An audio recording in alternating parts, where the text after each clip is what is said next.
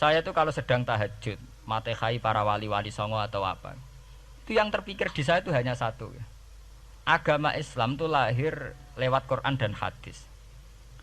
Tapi kemudian tahu-tahu tetap berimprovisasi, berkembang sesuai tokoh yang membawa.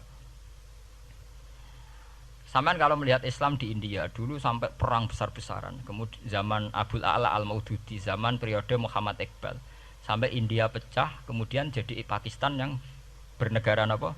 Islam, karena banyak konseptor Islam yang tidak setuju negara sekuler. Akhirnya mereka misah jadi negara Islam Pakistan. Kemudian Timur Tengah juga begitu. Karena Timur Tengah sudah Islam semua, masalahnya itu diislamkan ala Sunni atau ala Syiah. Iran menjelma sebagai aliran Syiah. Yang Sunni dianggap sesat, halal darai. Irak zaman Saddam Hussein pemerintahan Sunni. Sing Syiah dibantai sehingga wong Kurdi do mati. Era Saddam keyo gentenan Saddam sing dibantai. Makanya kalau saya ngaji di Jogja, seminar di Jogja bilang, kita ini harus bersyukur. Kita ini punya tradisi konflik yang terbaik di dunia. Enggak, kita ini punya tradisi konflik yang terbaik di dunia. Sampai nak Isra Ikhwanil Muslimin teng Mesir, Badan Intelijen Nasional atau Badan Stabilitas Nasional, Bakor Setanas itu harus terima kasih sama tradisi tokoh-tokoh Islam di Indonesia. Lepas dari kita setuju tidak setuju itu terserah. Tapi kita punya tradisi konflik yang paling baik di dunia. Kurang bencinya Gus Dur sama FPI atau FPI sama Gus Dur. Paling mereka ya adu statement di depan wartawan. Itu bagus sekali. Cara neng Arab wis tembak-tembakan. Kita punya sejarah. Secara pesantren saya itu punya sejarah panjang. Zaman Mbah Imam beda dengan Mbah Zubair, zaman Kiai Memun beda dengan Kiai yang lain. Paling adu statement saat ada tamu itu paling bagus. Kita punya tradisi konflik paling bagus di dunia. Kayak apa mangkalnya orang NU saat Gus Dur diimpis, dipecat. Tapi habis itu ya sering seminar ketemu Amin Rais. Ya mereka adu polemik, ini tidak konstitusional, ini apa. Gus Dur nggawe jurus dekret. Sing sitok nggawe jurus sidang istimewa. Nak kurang serem sidang istimewa dilawan sidang luar biasa. Pokoknya agak istilah sing serem-serem. Tapi tidak saling bunuh loh, sampean harus syukur loh. Selama ini orang awam sering bilang, "Loh kiai kok tukaran?" Sampean bandingkan di Timur Tengah, jenenge tukaran mesti tahdirudam. Para polisi, para badan intelijen, para yang menjaga stabilitas negara ini harus terima kasih sama tradisi tokoh-tokoh Indonesia. Yang namanya di Mesir, di Irak, di mana-mana jenenge tukaran mesti melibatkan pertumpahan darah. Saat Arab Saudi jadi Wahabi itu besar-besaran itu. Pembunuhan apa pengusiran orang-orang Sunni. Tapi di Indonesia enggak. Tradisi anarkis. Paling itu tadi adu polemik. MLB dilawan MLB itu masih keren sekali, tidak apa-apa. Itu lebih baik ketimbang adu jotos atau adu hizib lah. Itu masih bagus. Nenda ini sampean biar paham, biar syukur jadi bangsa Indonesia. Kita punya tradisi konflik yang baik. Sama nak setelah peristiwa teng Irak, teng Sudan, teng Khartoum, teng Darfur, itu kan orang Islam semua. Gara-gara beda mazhab saling bunuh. Di Mesir ya gitu Ikhwanul Muslimin dengan pemerintah dan sebagainya. Hatta saya sebesar Sayyid Qutb sing tokoh populer mohon gak budute mboten jelas. Di Indonesia bagus sekali. Kita menangi zaman secara sejarah ya. Kita menangi bedanya dulu Ahmad Hasan dengan tokoh-tokoh NU. Kula nu menangi secara sejarah sering baca. Terus zaman anyar-anyarane NU asas tunggal bedanya Gus Dur dengan Kiai As'ad. Sak mangke bedane PKB dua versi. Mereka menyelesaikan secara beradab. Lewat pengadilan, kok pengadilan kalah lewat MA, beradab sekali. Kita harus bersyukur. Dibanding penyelesaian konflik kayak di Irak, kemudian ngundang Amerika, akhirnya sekarang kacau balau. Di Timor Leste yang latihan bikin rambut serta disuduk. Indonesia paling banter ngobong fotonya SBC.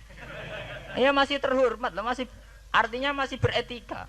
Kita harus syukur punya bangsa yang beradab. Wong ras tujuan antar kiai ya rasan-rasanan. Kiai kok ngono, sing tok kiai kok ngono. Engko sing kiai tengah-tengah ayo ana sing ngono ana sing ngene dadi. Sing ra melok-melok biasanya terus milih amane, ya ana sing ngono ana sing ngene. Saya itu berkali-kali ngaji. Sampean kalau sering baca Quran dan menghayati, artinya ora maca Quran pelang-pelang ora karepe menghayati. Saya itu sekarang sesadar-sadarnya, saya masih belajar. Ini jamaah sini harus tahu. Saya hingga detik ini masih belajar. Entah itu lewat belajar baca Jalalain atau belajar merenung maupun belajar lewat yang lain. Quran itu dulu ya sering nyebut begitu itu saya tidak paham. Sekarang itu saya paham, tambah paham. Misalnya di juz 4 ada istilah ikhwanan.